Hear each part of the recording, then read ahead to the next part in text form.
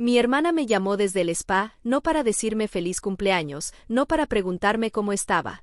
Me llamó para decirme que su fiesta de revelación de género sería el mismo fin de semana que la celebración de los resultados de mi examen de abogacía y que probablemente yo debería reprogramar la mía porque la suya era más importante para toda la familia. Lo dijo como siempre decía las cosas, con ligereza, con seguridad, como si el mundo ya estuviera de acuerdo con ella antes de que terminara la frase. Escuché el sonido de alguien sirviendo una bebida de fondo. La oí reírse de algo que alguien más dijo mientras aún hablaba conmigo. Yo dije, está bien. Ella dijo, genial. Sabía que entenderías. Y colgó. ¿Alguna vez te has acostumbrado tanto a ser tratado como un pensamiento secundario que dejas de reaccionar? Dímelo en los comentarios. Leo cada uno. Me llamo Rachel. Tengo 31 años y durante la mayor parte de mi vida fui el plan de respaldo de la familia disfrazado de persona. La responsable, la callada, la que no necesitaba tanto porque nunca pedía nada en primer lugar. Mi hermana se llama Diane, es 3 años mayor que yo y aproximadamente 300 años más querida. Eso no es autocompasión. Son solo los datos. Empezó poco a poco, como siempre pasa con estas cosas. Cuando tenía 14 años, necesitaba dinero para un viaje escolar a la ciudad de Quebec, $400. Mi madre me dijo que empezara a cuidar a los hijos de los vecinos para ahorrar. Lo hice. Trabajé todos los viernes y sábados durante 2 meses. Ahorré el dinero. Fui al viaje. La primavera siguiente, Diane quiso ir a un festival de música en Montreal con sus amigos.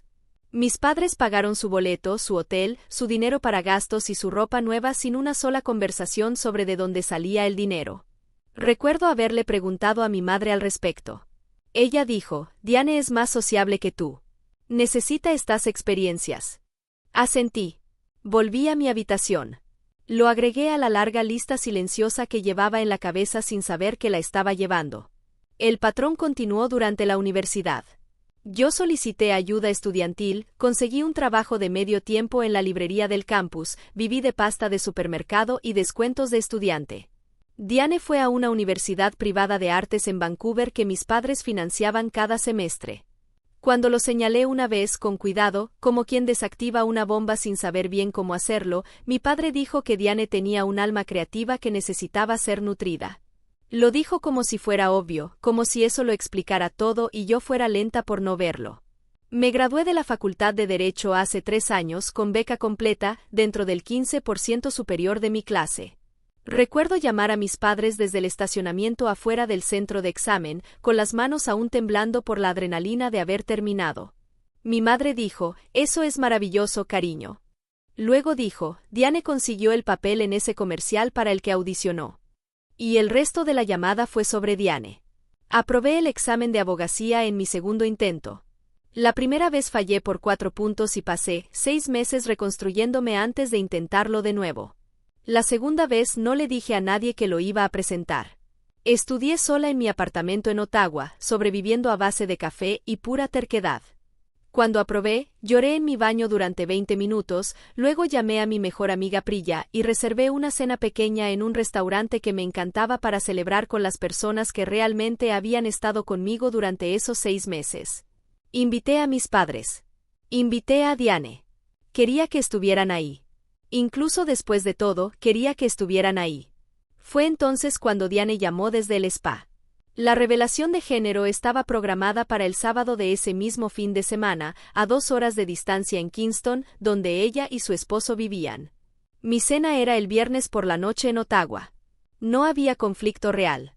No había superposición de horarios.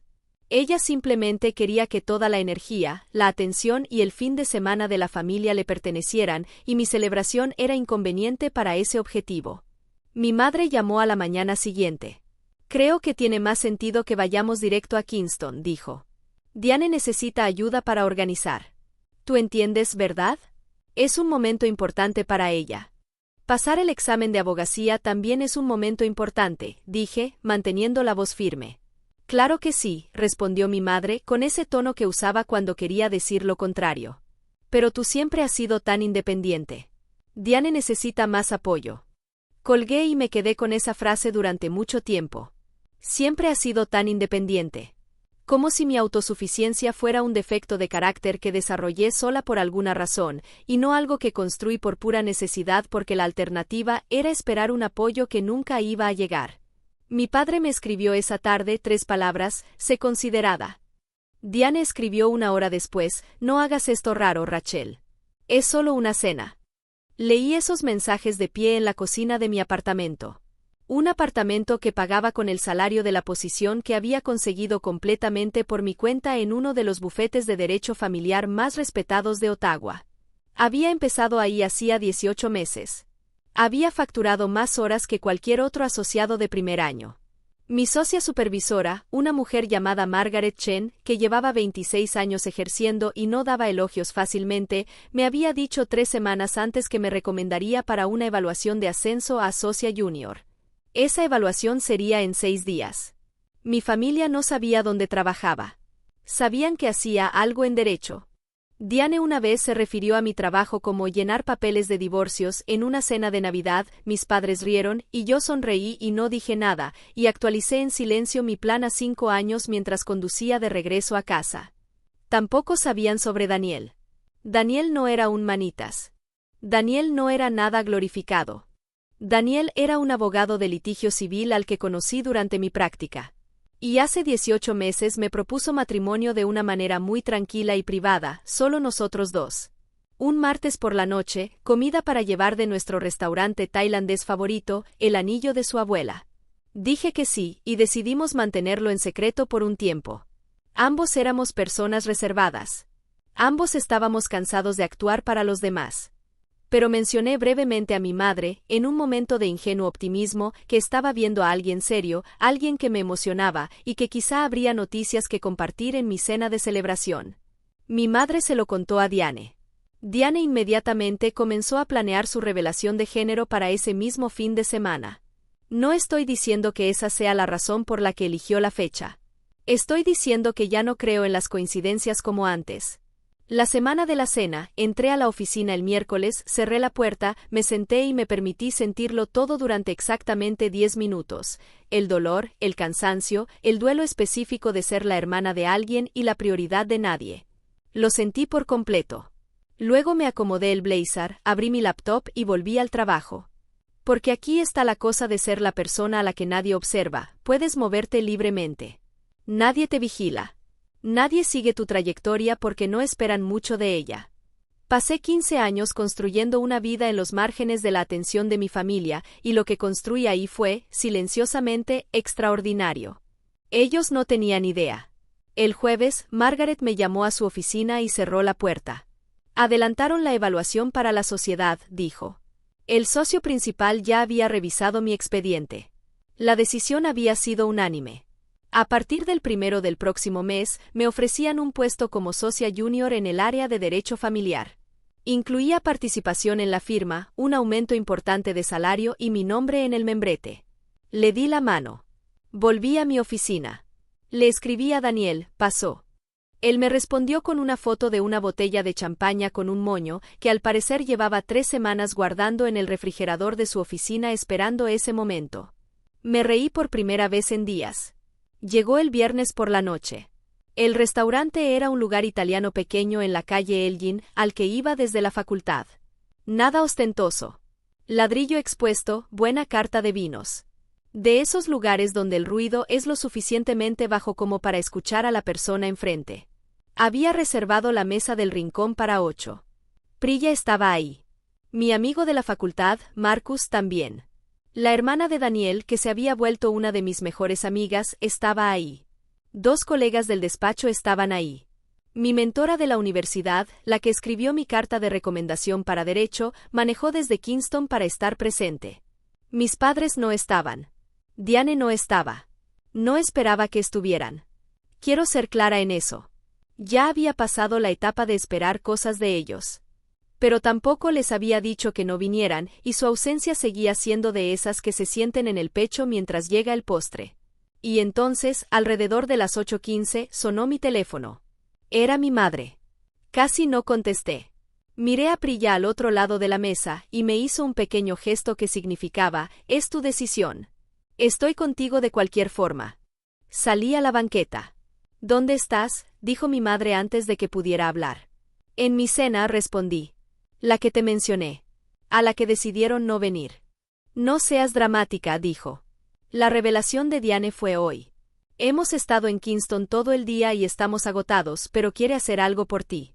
Quiere ir a Ottawa mañana y llevarte a un brunch para celebrar. Está siendo muy generosa, Rachel. Me quedé ahí, en la banqueta de la calle Elgin en noviembre, con el abrigo puesto, sosteniendo el teléfono. Generosa.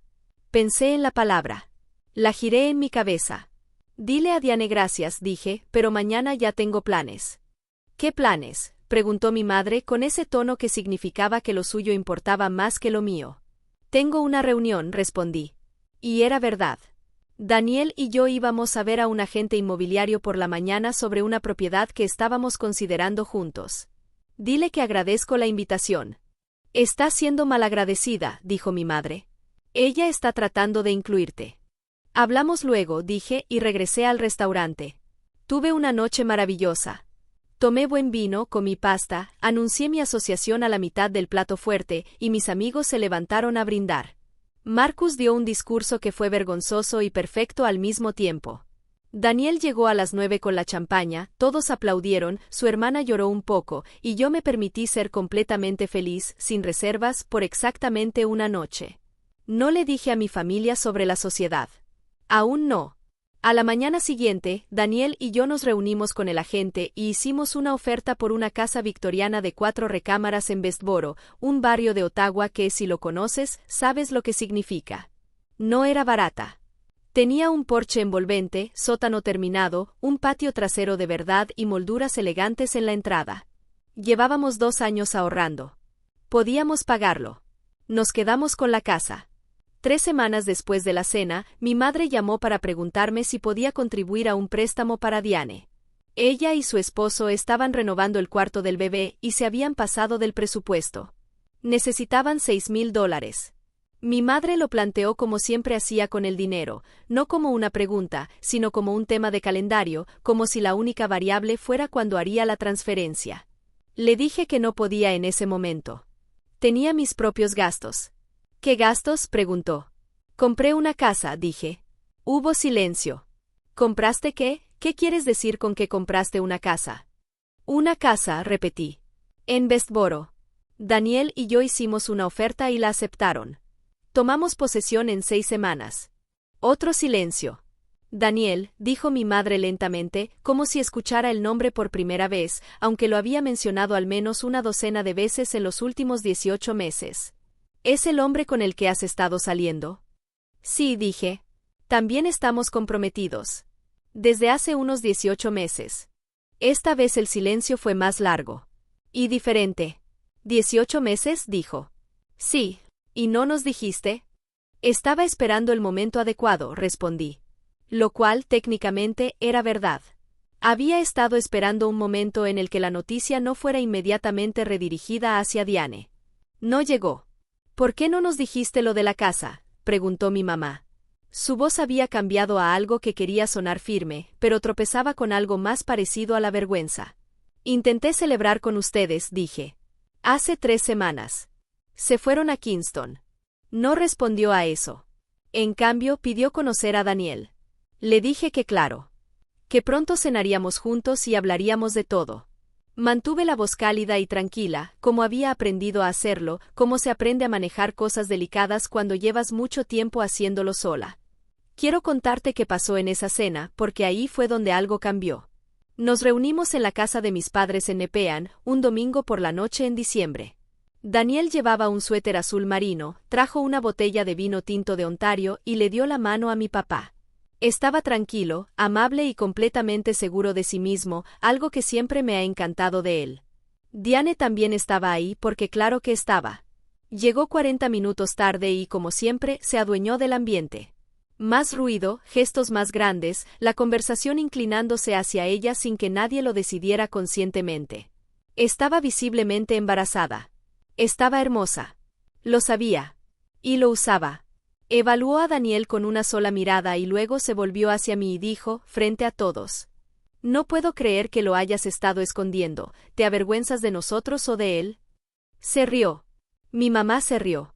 Mi papá sonrió mirando el mantel. Daniel me miró a mí. No a Diane. A mí. Y esperó. Dejé el tenedor. Miré a Diane. No lo estaba escondiendo, dije.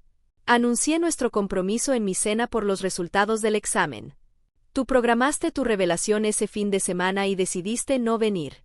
Así que te lo perdiste. La mesa se quedó en silencio. Yo ya tenía planeada mi revelación desde hace meses, dijo Diane.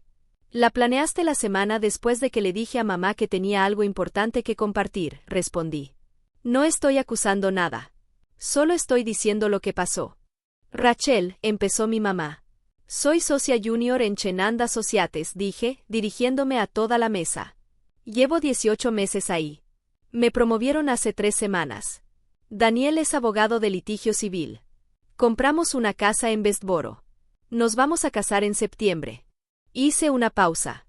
Les habría dicho todo esto antes, pero la última vez que intenté celebrar algo importante, me dijeron que lo reprogramará porque el evento de Diane era más importante.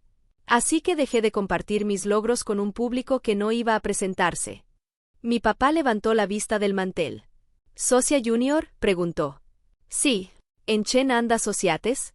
Ese despacho era conocido. Mi papá lo sabía. Cualquiera en Ottawa con un mínimo contacto con el mundo legal lo sabía. Sí, repetí. ¿Por qué no nos dijiste?, dijo mi mamá, y su voz era pequeña de una forma que nunca había escuchado antes. Sí lo intenté, dije suavemente. Ustedes fueron a Kingston. Diane no dijo nada el resto de la cena. Eso fue tan inusual que lo noté. Mi mamá lloró un poco cuando estábamos limpiando. No de forma dramática, ella no es de llorar así. Estaba de espaldas en el fregadero, sus hombros se movieron una vez y luego se volteó con un trapo en la mano. No sabía que estaba sufriendo, dijo. No estaba sufriendo, respondí. Estaba construyendo. Pensé que estabas bien. Lo estaba, dije. Pero estar bien y estar apoyada no es lo mismo. Me miró durante un largo momento. Creo que estaba buscando la versión de mí que la absolvería más rápido. La Rachel fácil, la que sonríe y dice, no pasa nada, no te preocupes. No le di esa versión. No fui cruel, pero fui honesta.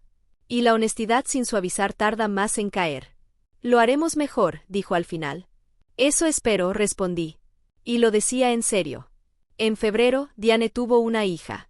Me llamó al día siguiente, cansada, abrumada, con una vulnerabilidad en la voz que nunca le había escuchado. Se disculpó por la cena. Lo dijo rápido, como arrancándose algo, y pude notar que le había costado. Gracias por decirlo, le respondí. Y también lo decía en serio. No somos cercanas, Diane y yo. Probablemente nunca seremos de esas hermanas que se llaman todos los días. Hay demasiada historia y demasiados años de relación desigual como para que eso desaparezca en una sola conversación. Pero quizá estamos avanzando hacia algo. No una reconciliación de película. No un momento dramático perfecto. Solo 2 mujeres adultas eligiendo, poco a poco, ser menos duras la una con la otra. Eso es real. Y lo acepto. En septiembre, Daniel y yo nos casamos en una ceremonia pequeña en el jardín de nuestra casa en Westboro. 40 personas. Luces colgantes. Catering de un restaurante haitiano que amábamos. Mi mentora dio un brindis que hizo llorar a todos. Mis padres estuvieron ahí. Llegaron a tiempo. Mi papá me acompañó por el jardín, entre los invitados, sosteniendo mi brazo con fuerza. Antes de llegar a donde estaba Daniel, dijo en voz baja. No te vi. Debería haberlo hecho. Apreté su brazo. No dije no pasa nada. Dije, ahora sí me ves. Mi mamá se volcó a ayudar con las flores esa mañana, con una energía que se sentía como penitencia. La dejé. Cada quien repara a su manera. Diane dio un brindis. Fue torpe, un poco largo de más, y hubo un momento en el que casi se volvió sobre ella, pero se detuvo. La vi detenerse. Terminó diciendo que yo era la persona más capaz que conocía y que estaba orgullosa de ser mi hermana. Y le creí. Y lloré un poco, lo cual me sorprendió. Pero esto es lo que quiero que entiendas. No la boda. No la casa. No el ascenso ni el dinero ni nada externo. Lo importante fue la noche antes de la cena por mis resultados. Sentada sola en mi departamento, haciendo una lista de las personas que iba a invitar. Personas que me llamaron durante esos 6 meses difíciles. Personas que se sentaron conmigo en cafeterías y me escucharon hablar de mi ansiedad sin apurarme. Personas que estuvieron ahí sin que se los pidiera. La lista tenía 8 nombres. Y los 8 fueron. Miré alrededor de esa mesa y pensé, yo construí esto. No por suerte. No porque alguien me lo dio. Sino porque presté atención a quienes me prestaron atención y cuidé esas relaciones con la misma terquedad silenciosa con la que construí todo lo demás. Y con el tiempo, eso se volvió una vida. Una vida real. Llena. Cálida. Completamente mía. La gente que me llamaba independiente, como si fuera una limitación, no estaba equivocada en el hecho. Estaban equivocados en lo que significaba. No necesitaba menos. Solo aprendí, desde joven, a encontrarlo en otro lado. Si creciste siendo la persona que siempre estaba bien para que alguien más pudiera desmoronarse, te veo. Deja un corazón amarillo en los comentarios. Quiero saber que estás ahí.